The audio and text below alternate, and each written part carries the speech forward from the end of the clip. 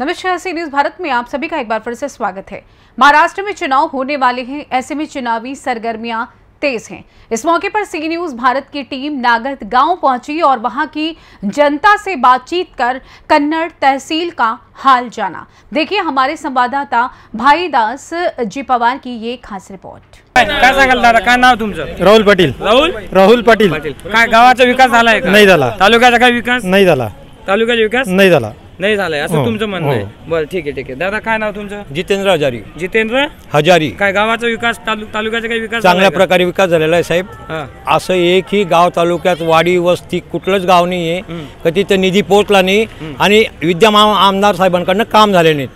मी तुम्हाला सांगा, एक जरी कोणी वाडी वस्ती छोटं धनगरवाडी वस्ती जरी आणली 1 लाख रुपये बक्षीस देतो की इथं निधी मिळाला नाही. सांगा हे म्हणताय की कन्नड तालुक्यामध्ये एक पण असं गाव सोडलेलं नाही की तिथे विकास झालेला नाही. विकास कुठला झाला आहे? जे 4 महिन्यामध्ये रस्ते झाले त्या रस्त्याचं डांबर त्यांनी खाल्ल्या गेलेला हा विकास झाला आहे का? कन्नड तालुक्यामध्ये बेरोजगार मुलं किती फिरत आहे यावरती कोणता पक्षवाला बोलायला तयार आहे का? हा विकास आम्हाला पाहिजे. विकास कुठला आहे की तुम्ही स्मशानभूमीमध्ये 20 लाख आणताय आणि 2 लाखाचं काम करताय, हा विकास तुमचा झाला आहे का? तो शासनाकरता जो तिजोरीतला निधी आहे ना त्याचा योग्य वापर होतोय तालुक्यामध्ये. आणि ज्या माणसाने 50 कोटी मध्ये त्याला काहीच वाटलं नाही असं की लालच सुटली नाही, 2000 कोटीचे काम देतो त्याच्यात त्याला 200 कोटी भेटले असते, तो विकल्या गेला नाही. तो प्रामाणिक माणूस आहे. 80,000 घेतलं होतं, यावेळेस 1 लाख घेतोय तो माणूस. हे म्हणताय माणूस विकला गेला नाही. आपला विषय विकणं आणि खरेदी करण्याचा नाही आहे. आपला विषय विकासाबद्दल. विकासाबद्दल यांनी 1 कोटीचा बंधारा आणला आहे. नागद गावाचा सांगा. नागद गावाचा सांगता मी 1 कोटीचा बंधारा त्यांनी नदीत बांधला आहे.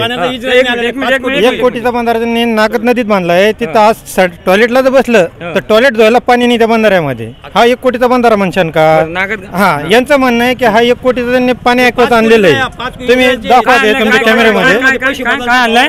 ते इस्रायल प्रोडक्ट्स आहे, ते फिल्टर पाण्याचं प्रोडक्ट्स आहे.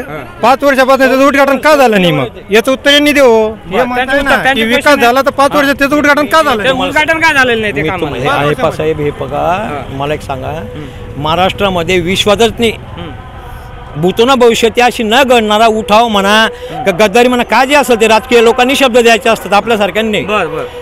एवढी मोठी तडजोड झाली, हजारो कोटी रुपये वाटल्या गेले, त्यांची तोडफोड झाली, 40 आमदार हटले. कसं काय उद्घाटन नव्हतील? उद्धव ठाकरेंना वेळ किती दिला त्यांनी सांगितलं त्यांच्याकडे? हे म्हणताय यांचं सरकारने त्यांचं सरकारने आज ठीक आहे आमदार आहे, आमदाराला त्याचं हक्काचा निधी, आमदाराचा हक्काचा निधी मिळतो का नाही मिळतो? तो अपक्ष असो का सत्तेचा असो का विरोधी पक्षाचा असो, त्यांना त्यांचा हक्काचा निधी मिळतो का नाही? मग मिळतो तर मग आपल्या शेजारचा 40गाव तालुका बघा, पाचोरा तालुका बघा, जळगाव जिल्हा बघा, तिकडचे रस्ते बघा, रस्त्यावरती सौर ऊर्जेच्या लाईट बघा. आपल्याकडे आहे का कुठले लाईट लावलेले प्रत्येक गावामध्ये? सौर ऊर्जेच्या म्हणा कुठले लाईट आहे का? आहे का? विकास दाखवा मला. माझं म्हणणं फक्त एवढंच आहे की विकास दाखवा. आता यांचं म्हणणं आहे विकास दाखवा. मला विकास सांगा तुम्ही. मला एक समजा, मला एक प्रश्नाचं उत्तर द्या तुम्ही. 1949, 50, 2 मला एक सांगा तुम्ही, लिटरसीचा रेट काय होतं साहेब? 4%. ज्यावेळेस भारत आपला जो आहे ना स्वतंत्र झाला 4% लिटरसी रेट. मला एक सांगा, आज 96% आमचा गाव चालतोय. 96% कशामुळे चालतोय साहेब? विकास असेल तर चालतोय ना.